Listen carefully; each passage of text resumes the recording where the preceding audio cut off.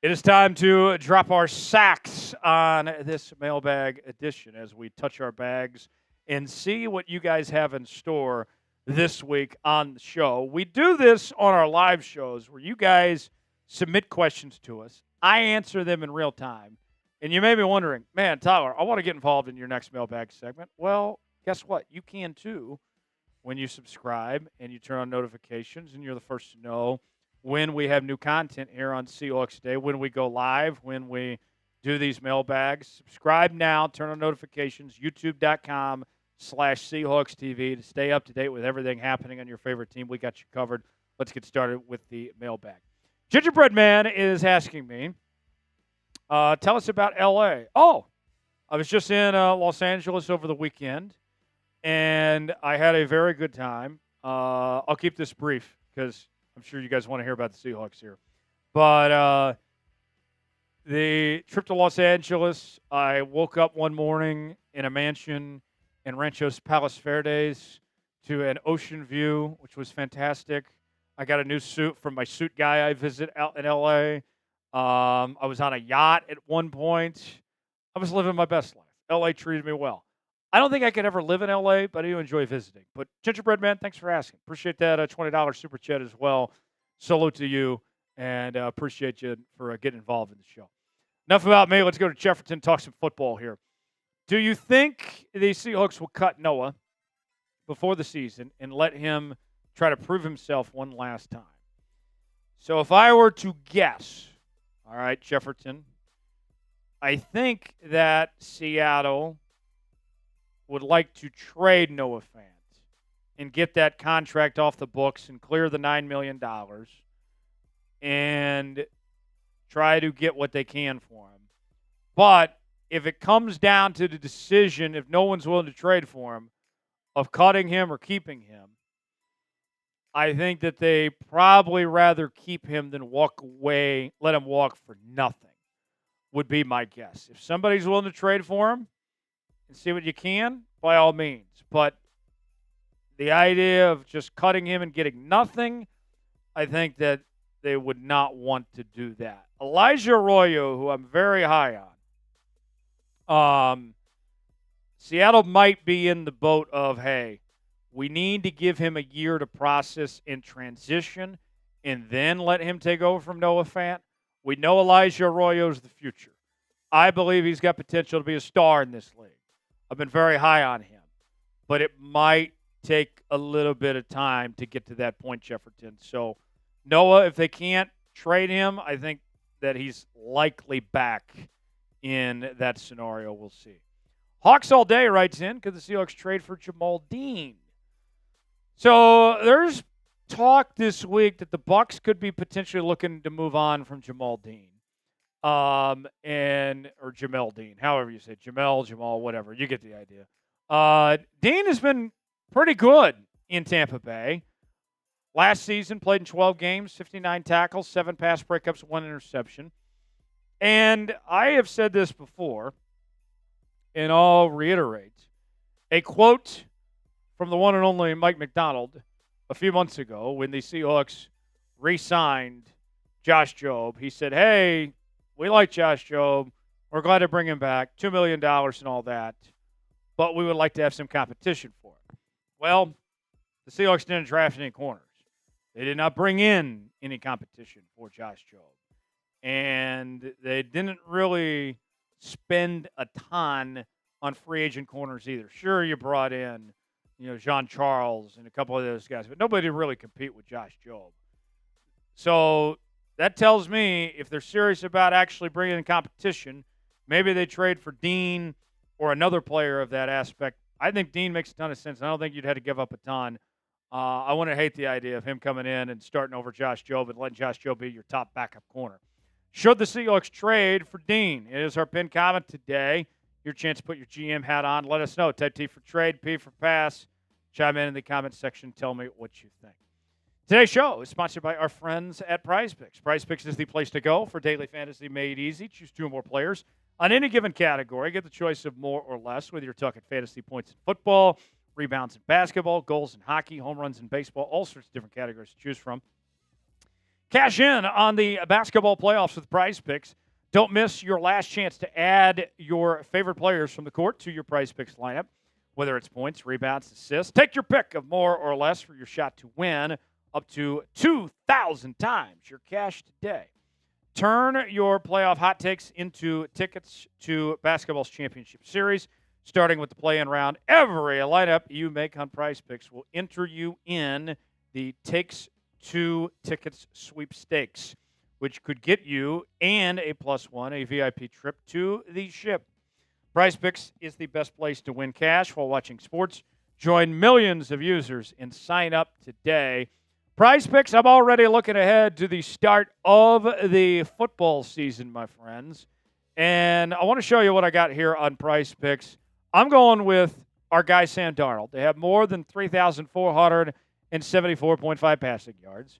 And I'm going with Patrick Mahomes at more than 3,924.5 passing yards. If I put $20 down, both those hit, that turns into $60 on PrizePicks. You can play along with me. PrizePicks.com/CLNS. Download the app today. Use code CLNS to get $50 instantly after you play your first $5 lineup. That's code CLNS to get $50 instantly after you play your first $5 lineup. Link is in the comments and description of today's video. PrizePicks, run your game. Check out PrizePicks today. Xander writes in, I think he's asking Big Tex, although he called him Tex. Let's bring in Big Tex. Everybody, Yes, if you don't watch our live shows, you're missing out. You miss out on Big Tex. A very rare VOD appearance for right. Big Tex. Big Tex, since this question's for you, I'll let you answer first, then I'll chime in. I think people know my answer. Jalen Milroe or Drew Lock? QB2 should be who? Jalen Miller all the way. He's getting a lot of hype. I've really turned the corner on him on my own front. I liked what I saw over the weekend. He's doing great stuff at rookie minicamp, and I think sitting behind Sam Darnold for a couple of years is really going to benefit his development, and sky's the limit with him. I don't see why you should hold him back. If Jalen Milroe has a good training camp and looks good in the preseason, if he's ready to be QB2, let him be QB2.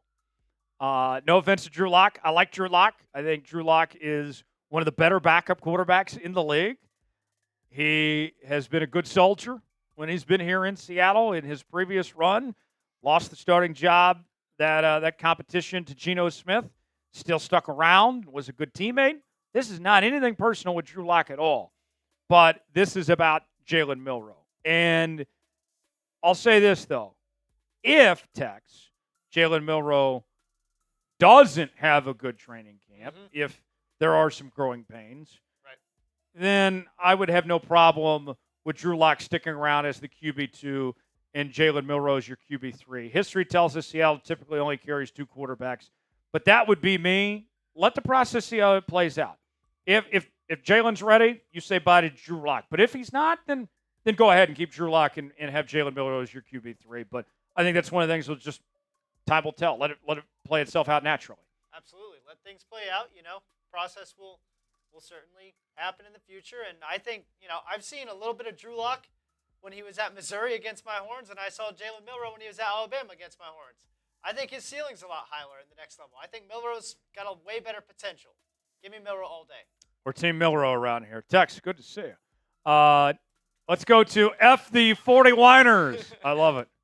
I know we need another guard still. What about Liam Eichenberg, says F the 40 Winers. Liam Eichenberg. So this is a name that has come up in potential trade talks. His grades were not that great in 2024.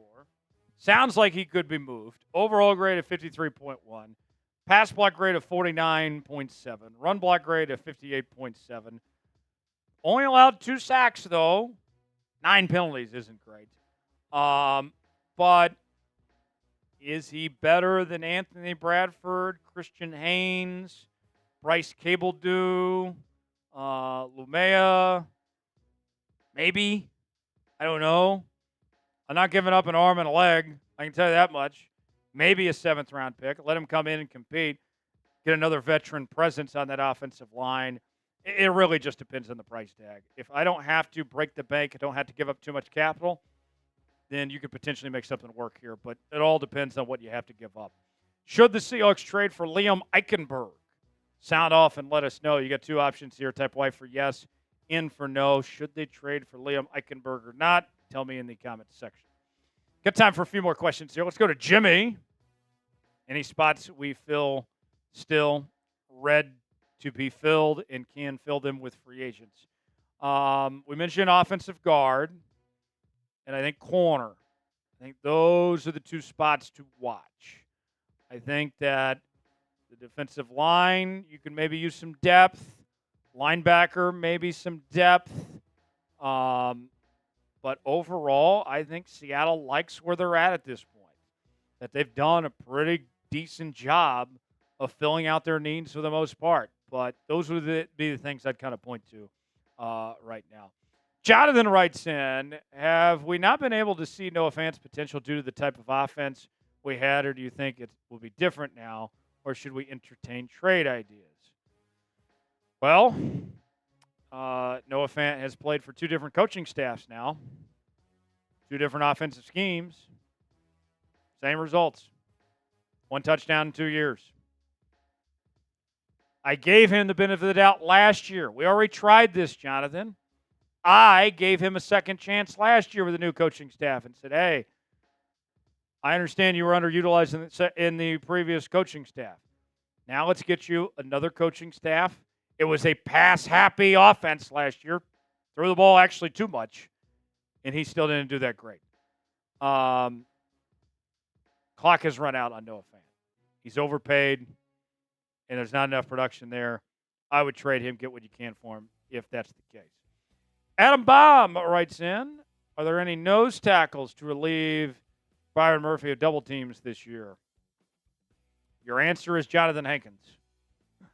For better or for worse, Jonathan Hankins is going to be that guy that Seattle is going to be calling upon. He played at about 35% of snaps last year, all 17 games.